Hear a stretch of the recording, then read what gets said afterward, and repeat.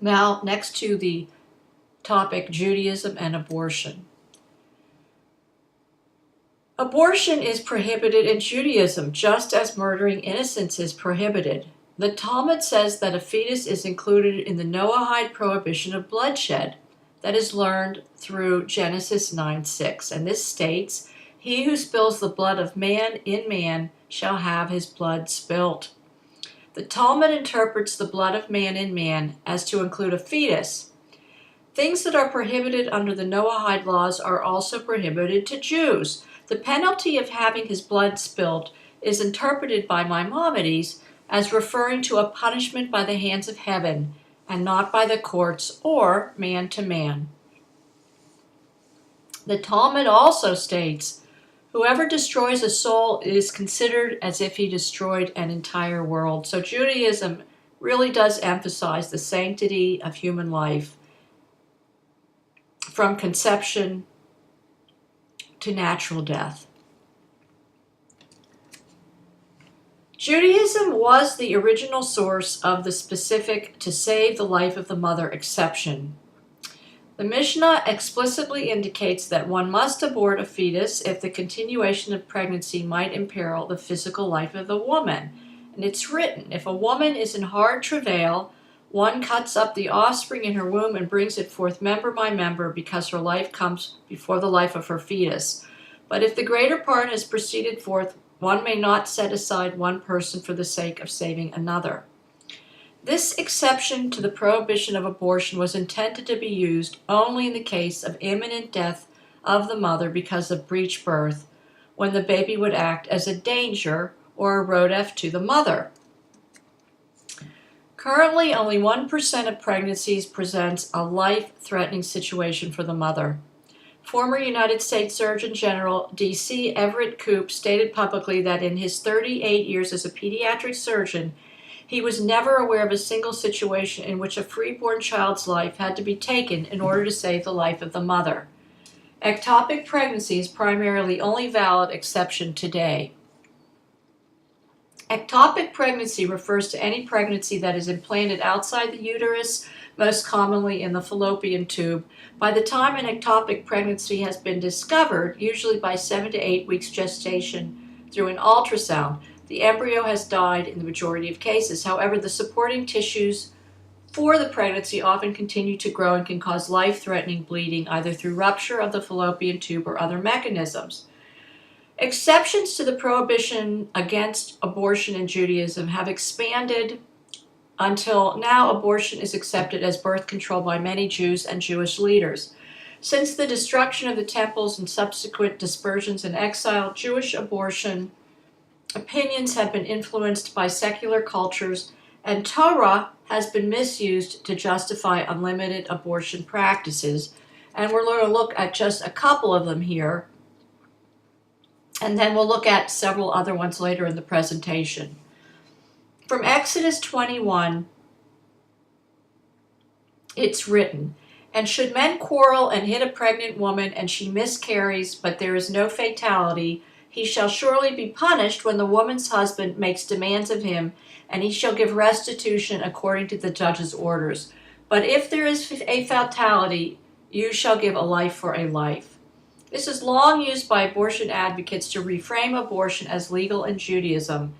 This text is not a license to abort an unborn child. Rather, it is a reference to involuntary manslaughter, which is not a capital crime. Rabbi Aaron Soloveitchik warns, "The Torah is compared to the sneh, the burning bush, because fire gives heat, light, and devours fuel. But the light of Torah must only give warmth and light, love and hope. It must never be used to destroy or kill. This is not Torah, it is a perversion of Torah." Another citation from Torah that is used to justify abortion in Judaism is from Numbers.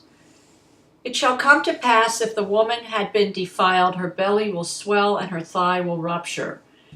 This refers to the case of the sotah, the hiding wife, or the wife being accused of adultery. The medical event described is mistakenly thought to be an abortion. However, traditional Jewish interpretation of this text for impurity doesn't mention pregnancy as a result of the adultery, nor does it mention abortion as a result of drinking the potion. Rather, the bitter water actually kills the woman outright. Talmudic opinion on the Sotat dilemma states that if adultery has occurred, the bitter water kills both adulterers when the woman drinks.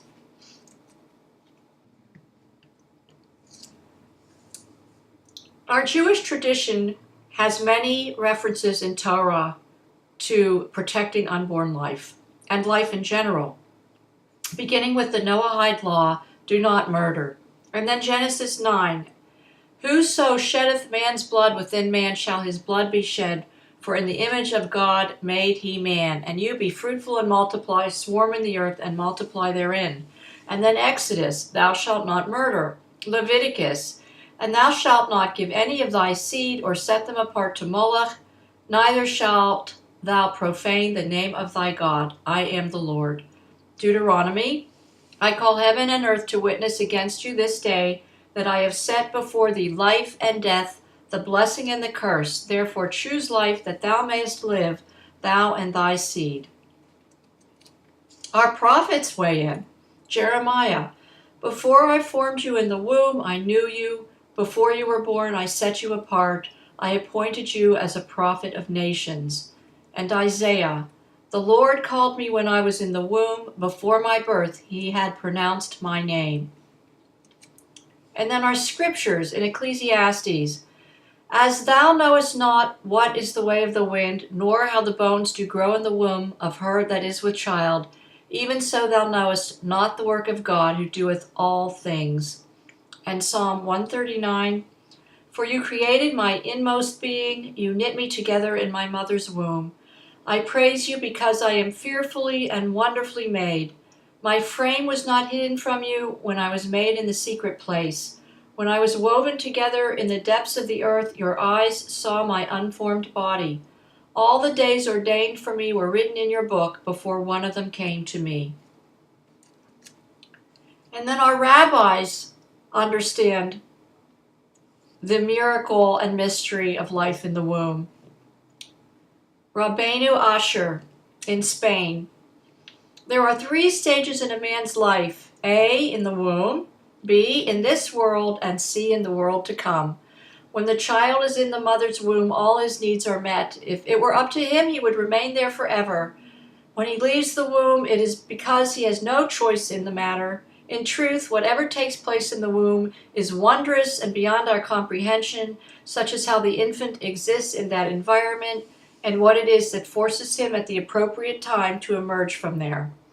Just as the understanding of the workings of this phenomenon is hidden from us, so too the work of God in general is hidden from our comprehension and is wondrous. The fact that we cannot comprehend it should not prevent us, however, from appreciating and seeing the hand of God and the wonders of his creation every day as we go about our daily lives.